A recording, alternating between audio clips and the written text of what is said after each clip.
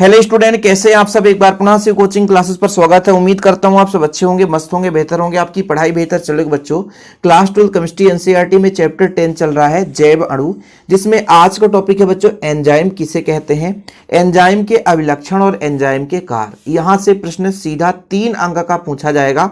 अब देखिए, अलग अलग स्टेट बोर्ड में अलग अलग अंक का प्रश्न पूछा जाता है। जैसे कुछ जगह केवल ऑब्जेक्टिव ही इस चैप्टर से पूछे जाते हैं, कुछ जगह 2 अंक में प्रश्न पूछा जाता है, कुछ जगह 3 अंक में प्रश्न पूछा जाता है। तो आप लोगों को तैयार कर लेना बच्चों पूरा कंप्लीट। जैसे कभी कभी पूछा जाता है एंजाइम किसे कहते हैं, किन्हीं 5 एंजाइम का नाम लिखिए, या क्वेश्चन आ जाएगा 4 एंजाइम का नाम लिखिए, साथ में ये उत्प्रेरित अभिक्रिया बताइए, एंजाइम के अभिलक्षण और एंजाइम के कार्य। वैसे इतना आसान है। देखो, एंजाइम है क्या, एक प्रकार से कार्बनिक यौगिक ही है जो कि हमारे शरीर में क्रियाओं को नियंत्रित करता है, क्रियाओं को संपन्न कराता है। जिस प्रकार से बच्चों रासायनिक अभिक्रिया संपन्न होती है तो वहां पे उत्प्रेरक की जरूरत होती है। वो उत्प्रेरक क्या करता है, रासायनिक अभिक्रियाओं को संपन्न कराता है। इसी प्रकार से हमारे शरीर के अंदर विभिन्न प्रकार की क्रियाएं होती है। जैसे मान लीजिए लैक्टोज ही मिला, लैक्टोज कब टूटेगा, जब उसे लैक्टेज नामक एंजाइम मिलेगा। तो ये जो लैक्टेज एंजाइम है वो लैक्टोज को तोड़ करके अभिक्रिया को संपन्न कराता है ग्लूकोज और गैलेक्टोज में। इसी प्रकार से जैसे माल्टेज है, ये माल्टोज को तोड़ता है ग्लूकोज, और आपका एक फ्रक्टोज भी बन सकता है। वैसे तो माल्टोज मुख्य रूप से ग्लूकोज ही तोड़ता है। तो इस प्रकार से कई सारे कार्बनिक यौगिक हैं जो हमारे शरीर के अंदर क्रियाओं को नियंत्रित करते हैं, रासायनिक अभिक्रियाओं को संपन्न कराते हैं, वो आपके एंजाइम कहलाते हैं। जैसे आप बाहर केमिकल रिएक्शन करा रहे हो तो वहां पे जो अभिक्रिया को बढ़ाएगा वो आपका उत्प्रेरक कहलाता है, और यहां पे जो हमारे शरीर के अंदर जो अभिक्रियाएं संपन्न होती है उसे उत्प्रेरित करता है वो आपका एंजाइम कहलाता है। तो कुल मिलाकर यदि एंजाइम आपसे कोई पूछे तो आप बता सकते हैं कि ये आपका उच्च आणविक द्रव्यमानयुक्त कार्बनिक यौगिक ही है जो कि हमारे शरीर में पाया जाता है, जैव उत्प्रेरक की तरह कार्य करता है, अर्थात हमारे शरीर में होने वाली अभिक्रियाओं को ये नियंत्रित करता है या संपन्न कराता है। अब अपनी भाषा में, ठीक है, ये जैव उत्प्रेरक होते हैं। जैव उत्प्रेरक का मतलब हमारे शरीर में या विभिन्न जैविक अभिक्रियाओं में ये क्या करता है, अभिक्रिया को संपन्न कराता है, इसलिए जैव उत्प्रेरक है। जो कि जीवित अंगों में उत्पन्न होते हैं, मतलब शरीर के अंदर ही उत्पन्न होगा, अलग से इसे दिया नहीं जाता। जब आप किसी रासायनिक अभिक्रिया को संपन्न कराते हो तो उत्प्रेरक ऊपर से डालते हो, और यहां पर हमने खाना खा लिया, अब वहां से स्टार्च मिला, स्टार्च को तोड़ दिया, एमाइलेज एंजाइम आता है, स्टार्च को ग्लूकोज में तोड़ दिया। तो ये एमाइलेज एंजाइम हमारे शरीर से ही उत्पन्न होता है, और जिसके शरीर में एंजाइम उत्पन्न नहीं होगा तो समझो जो आपका भोजन है उसका पाचन सही तरीके से नहीं होगा, एनर्जी आपको अच्छे तरीके से नहीं मिलेगी। ओके बच्चों, तो एंजाइम क्या है, जैव उत्प्रेरक होते हैं, पदार्थ हैं, ये कार्बनिक पदार्थ है, उच्च आणविक द्रव्यमानयुक्त कार्बनिक पदार्थ होते हैं बच्चों, ठीक है, जो कि हमारे जीवित कोशिकाओं से ही उत्पन्न होते हैं और हमारे शरीर में होने वाली रासायनिक अभिक्रियाओं को उत्प्रेरित करते हैं, संपन्न कराते हैं। ओके, जैसे इन्वर्टेज एंजाइम हो गया, माल्टेज हो गया, यूरिएज हो गया। तो ये परिभाषा आपको समझ में आ गया। यदि आपको नहीं भी आता है तो थोड़ा सा आप लोग ध्यान रखना कि एंजाइम हमारे शरीर के रासायनिक अभिक्रियाओं क्या करता है, उत्प्रेरित करता है। ये जो रासायनिक अभिक्रिया है, वैसे इसमें जो भी आप लोग इस चैप्टर में पढ़ रहे हो बच्चों, चाहे प्रोटीन है वो भी कार्बनिक यौगिक है, चाहे आप एमिनो अम्ल पढ़ रहे हो वो भी आपका कार्बनिक यौगिक है, चाहे आप एंजाइम पढ़ रहे हो वो भी आपका कार्बनिक यौगिक है। कहीं ना कहीं कार्बनिक यौगिक ही है जो कि उच्च आणविक द्रव्यमान वाले कार्बनिक यौगिक होते हैं। जैसे आपने पढ़ा था कि एमिनो अम्ल के संघनन से प्रोटीन बन जाता है, और प्रोटीन के अपघटन से एमिनो अम्ल बन जाता है, और उन्हीं एमिनो अम्ल के बंध से पेप्टाइड बंध का निर्माण होता है, मतलब जब जुड़ते हैं तो पेप्टाइड बंध बन जाता है। तो सब कुछ वही है, एकदम सीरियल से। लेकिन हाँ, ये काम की चीजें हैं, आपके शरीर के लिए काम की चीजें हैं, आपकी जानकारी के लिए और एग्जाम के लिए भी। चलिए, तो यहां पर कुछ प्रमुख एंजाइम है जो कि उत्प्रेरित करते हैं। जैसे माल्टेज जो होता है बच्चों, माल्टोज को ग्लूकोज और फ्रक्टोज में तोड़ता है, याद रखिएगा, इसमें ग्लूकोज और फ्रक्टोज में तोड़ देता है। ऐसे जो लैक्टेज होता है, ये लैक्टोज को ग्लूकोज और गैलेक्टोज में तोड़ता है। एमाइलेज एंजाइम बच्चों ये स्टार्च को ग्लूकोज में तोड़ता है। इन्वर्टेज एंजाइम जो है ये हमारे शरीर के अंदर जो सुक्रोज होता है, ये शक्कर आप लेते हैं, यानी कि खाने के साथ, भोजन के साथ, यदि आप जैसे चाय ही पी रहे हैं तो भैया चाय में सुक्रोज, शक्कर तो मिलाते हैं, तो ग्लूकोज फ्रक्टोज में टूटता है। यूरिएज जो होता है बच्चों, यूरिया को कार्बन डाइऑक्साइड NH3 में तोड़ देता है। पेप्सिन जो होता है प्रोटीन्स को तोड़ता है एमिनो अम्ल में। ट्रिप्सिन भी प्रोटीन्स को तोड़ देता है। न्यूक्लिएज जो होता है DNA RNA को न्यूक्लियोटाइड में बदलता है। तो ये ऐसे एंजाइम हैं जो हमारे शरीर में, जो हम भोज पदार्थ के रूप में विभिन्न प्रकार के पदार्थ लेते हैं, जैसे आप कुछ भी भोजन करते हो तो वहां से स्टार्च मिलना ही मिलना है। रोटी खाते हो, लुगदी बनता है मुंह में और भैया वहां पे स्टार्च बनता है। एमाइलेज एंजाइम आता है, उसको तोड़ता है। स्टार्च क्या है बच्चों, ग्लूकोज के कई सारे अणु जब आपस में जुड़े रहते हैं वो आपका स्टार्च हो जाता है। ये आपका क्या हो जाता है, मोनोसेकेराइड, और फिर आपका ओलिगोसेकेराइड हो जाता है, फिर पॉलीसेकेराइड, मतलब पाली में सबसे ज्यादा। तो ये आपका ये जो स्टार्च होता है वो आपके पॉलीसेकेराइड का उदाहरण है। ओके, तो चीजें क्लियर है ना एंजाइम के बारे में? थोड़ा बहुत तो माइंड में फीड हुआ कि नहीं कि ये उच्च आणविक द्रव्यमान वाला कार्बनिक यौगिक है जो कि जैव उत्प्रेरक होता है, हमारे जीवित कोशिकाओं, जीवित अंगों में पाया जाता है और हमारे शरीर के अंदर होने वाली कई सारी अभिक्रियाओं को उत्प्रेरित करता है या हमारे शरीर में होने वाली पाचन क्रियाओं में सहयोग करता है। ओके, चीजें क्लियर है बच्चों? यहां तक क्लियर? ये आप लोग चार्ट बना लेना और लिख लेना।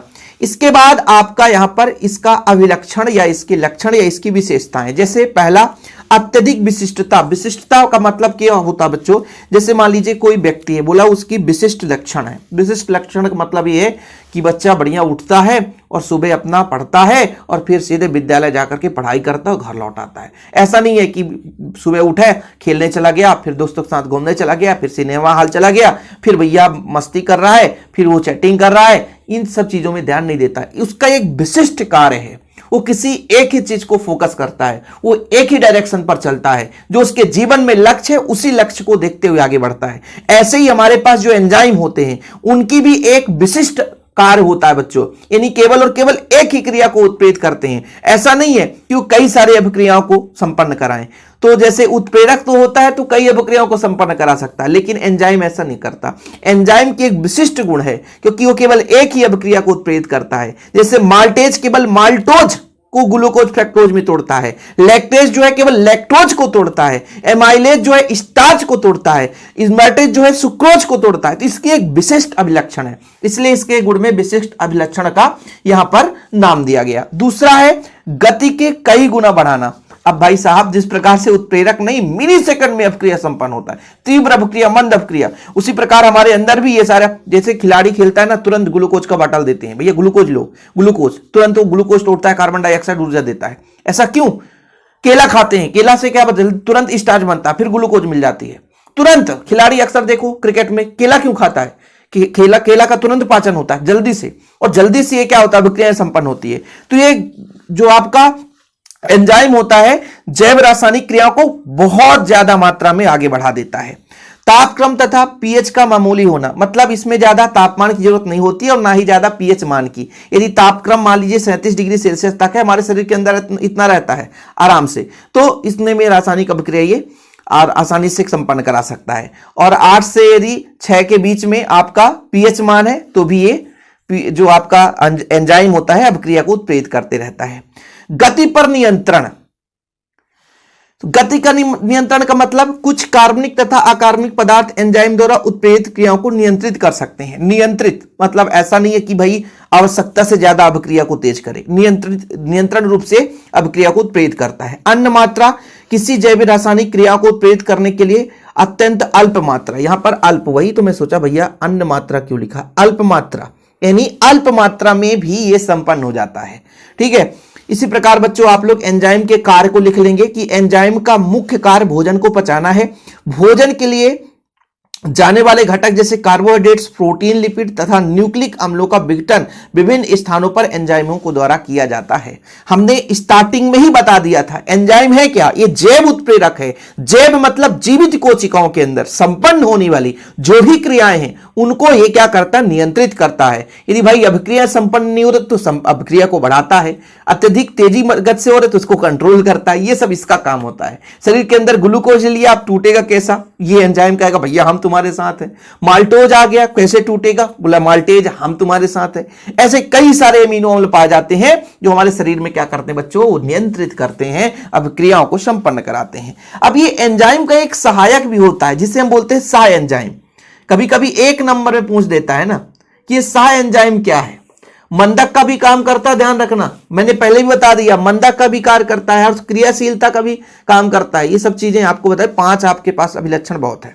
मंदक का मतलब समझ गए ना कि कई कार्बनिक पदार्थ ऐसे भी होते हैं जो एंजाइम की क्रियाशीलता को थोड़ा सा मंद गति कर देते हैं। ओके, मंदक मतलब गति का नियंत्रण। ओके, जिस प्रकार उत्प्रेरकों की क्रियाशीलता बढ़ाने के लिए उत्प्रेरक वर्धक होता है, जैसे मान लीजिए कोई बच्चा पढ़ रहा है, उसे टीचर पढ़ा रहा है और टीचर को भी कोई उत्प्रेरित करे, भैया अच्छा पढ़ा ना, बच्चे इस बार टॉप करेगा, तो टीचर के भी मन में आएगा हाँ यार भैया बेहतर रूप से हम पढ़ाएंगे। जैसे मान लीजिए हम आपको पढ़ा रहे हैं और आप पढ़ रहे हो, तो हम एक उत्प्रेरक हैं, आपको पढ़ा रहे हैं, ठीक है, हम एक उत्प्रेरक हैं, आपको पढ़ा रहे हैं, तो उत्प्रेरक का कार्य करते हैं। लेकिन हमें भी कोई उत्प्रेरित कर रहा है तो वो उत्प्रेरक वर्धक हो जाएगा। हमें भी कोई कह रहा है कि भाई साहब ध्यान देना यार, थोड़ा सा हमारा बच्चा अच्छे से पढ़े, आपका स्टूडेंट अच्छा से पढ़े, जिला में टॉप करे, स्कूल का नाम रोशन करे, अपने माँ बाप का रोशन करे, तो हमें भी लगेगा हाँ यार चलो बच्चा मेहनत कर रहा है, हमें मेहनत करना चाहिए। इसी प्रकार से सह एंजाइम भी होता है जो एंजाइम का थोड़ा सा सहयोग करता है, एंजाइम को कहता है भाई अभिक्रिया थोड़ा अच्छे से संपन्न कराओ, जैव रासायनिक अभिक्रिया को अच्छे से मदद करो, ठीक है।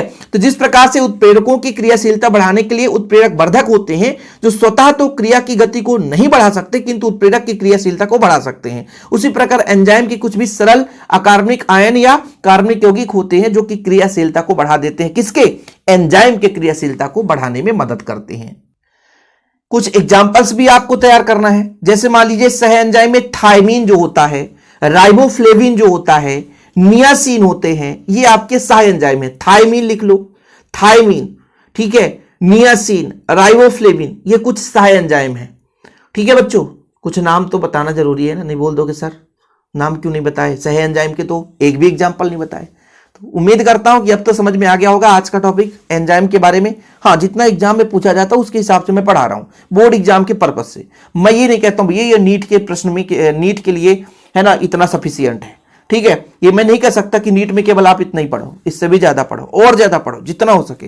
फिर कंपटीशन के लिए तो भैया आपको एकदम घुस के अंदर जाकर के खोद कर पढ़ना पड़ेगा। और इसका नोट्स लेना है तो कांटेक्ट नंबर मैंने दिया ही 9685299149, 9685299149, 9685299149। डिस्क्रिप्शन पे ऐप का लिंक भी मिल जाएगा बच्चों, डाउनलोड करके प्यार और सपोर्ट जरूर दें। जय हिंद, वंदे मातरम।